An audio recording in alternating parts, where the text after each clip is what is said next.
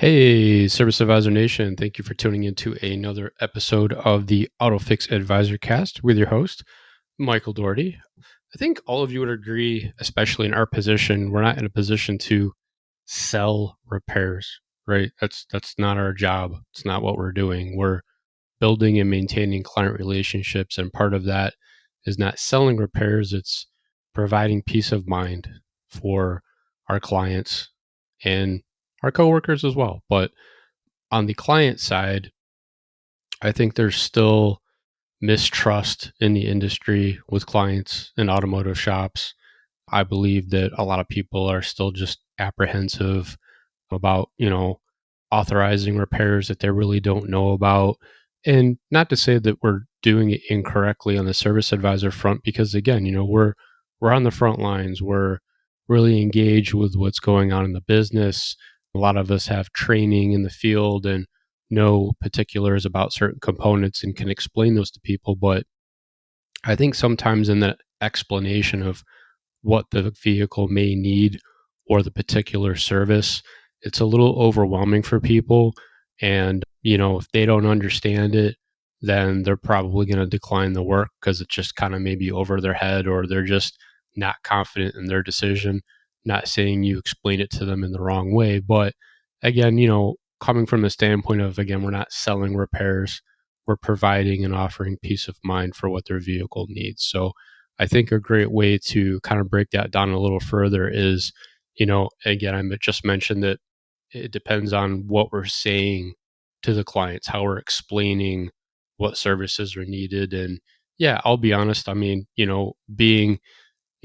having been a service advisor for so long and just coming back from the shop, looking at the client's vehicle, the technician, I'm typing it up in a format that's technical jargon. I'm explaining it in a format that's technical jargon. And oftentimes, I can kind of sense the person on the other end of that phone or that email, i.e., the client, may not understand all that. And sometimes I just have to, I'm not going to say dumb it down. It sounds bad. It's not dumb it down, it's make them understand it in a sense that, you know, that's manageable for them. Right. But coming from the standpoint of not giving them, we'll call it cognitive overload, too much tech talk, which, again, kind of confuses their minds and leads to, truly I'll think about it, I'll get back to you, which translates to they're coming to get their vehicle and they're probably not going to do the service.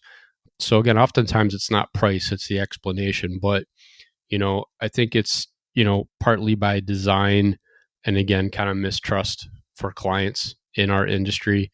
And again, just that part of it. But, the perception of, that we're trying to sell them something or we're trying to upsell them something versus informing them.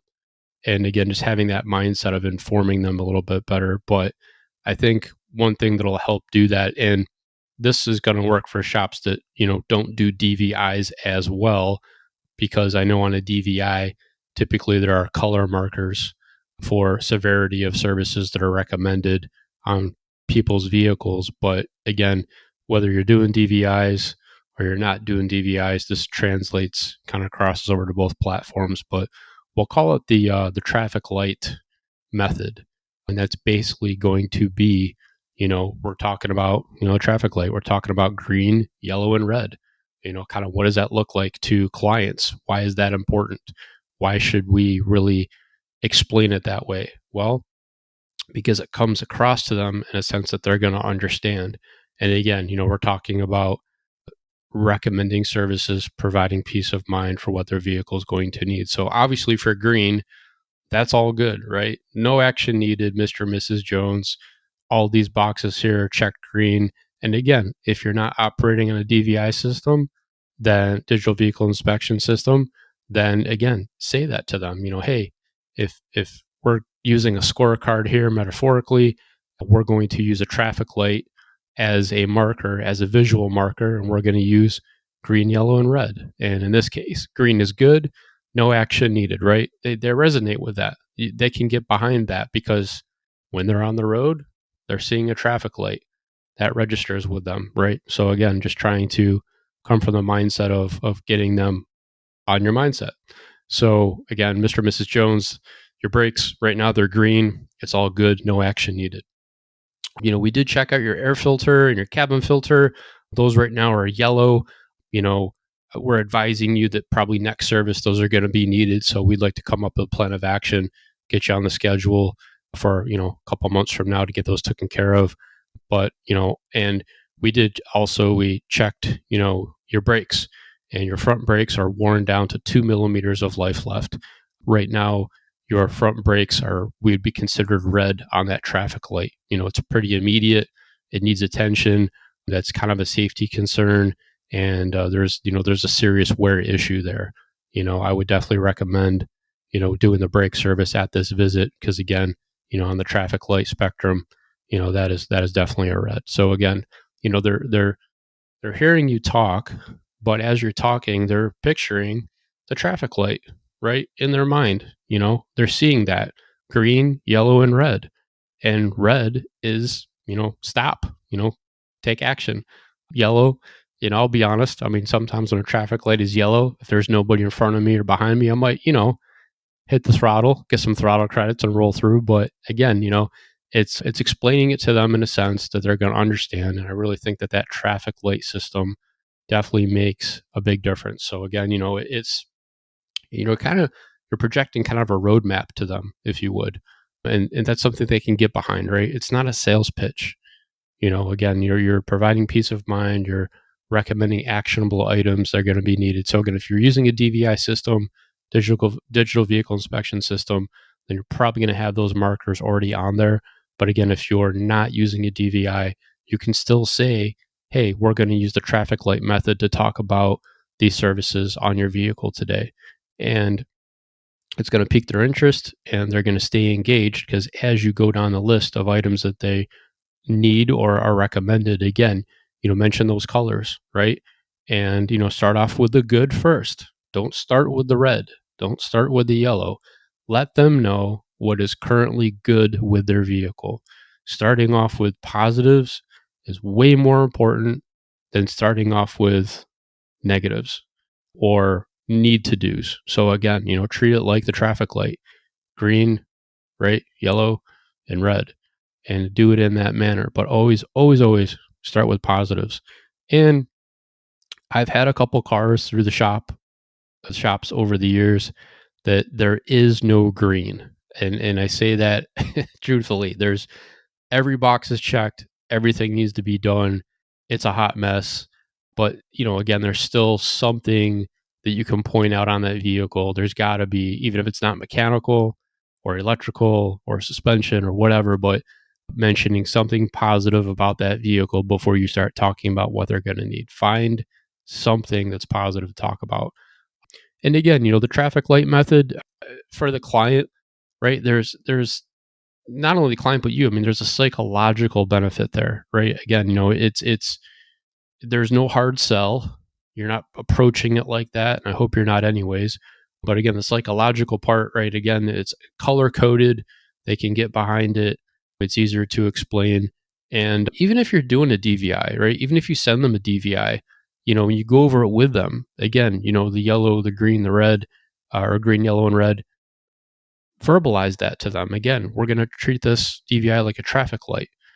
So again, and then when they come in a second time and a third time, keep using that methodology, right? The traffic light method. And I think that's going to work out really well. But again, so green, hey, everything's in great shape, nothing to worry about.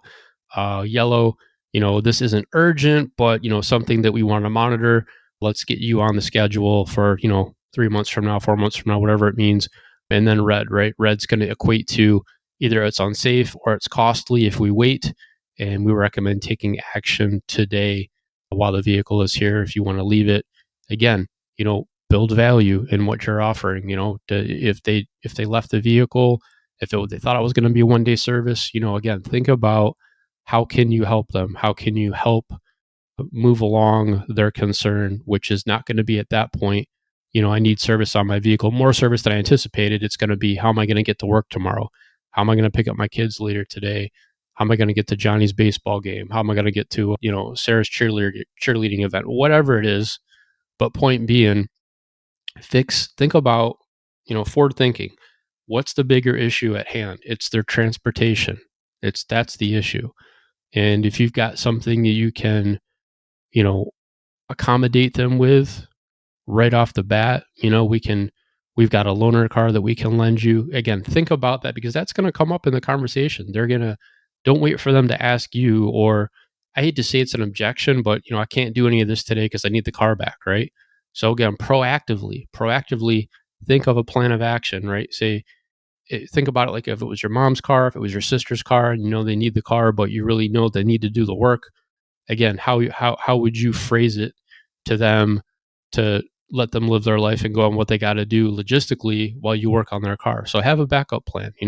Always have an extra car laying around to use if you got a loaner, if you need to rent them a car. Again, right? It's cost versus value.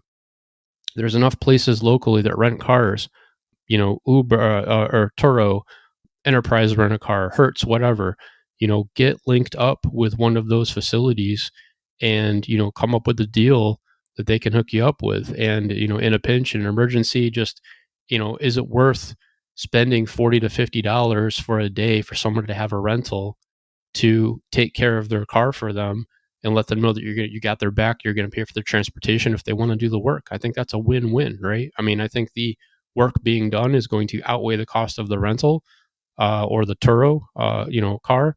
But at the same time, again, you're treating them as you're looking out for them. That's what it's all about, right? You're building value in your business and what you're offering. So really important there. But again, just talking about the traffic light method, and I guess ultimately, the the magic isn't in the colors, right? It's how you explain what those colors mean. So again, just food for thought. Really appreciate y'all for tuning in to another episode of the AutoFix Advisor Cast, and hope you're staying healthy, service advisors. Hope you're carving out time for yourself during the days, taking those little clarity breaks, 10, 15 minutes here and there if you can, not including your lunch. Just, put some music on, take a walk, go hide in a corner, whatever you got to do. But again, just enjoy what you do. We appreciate you. I know it's not an easy position, but hey, you're doing it and you're getting great at it. And again, keep tuning in. We appreciate you listening, and have a great day. All right.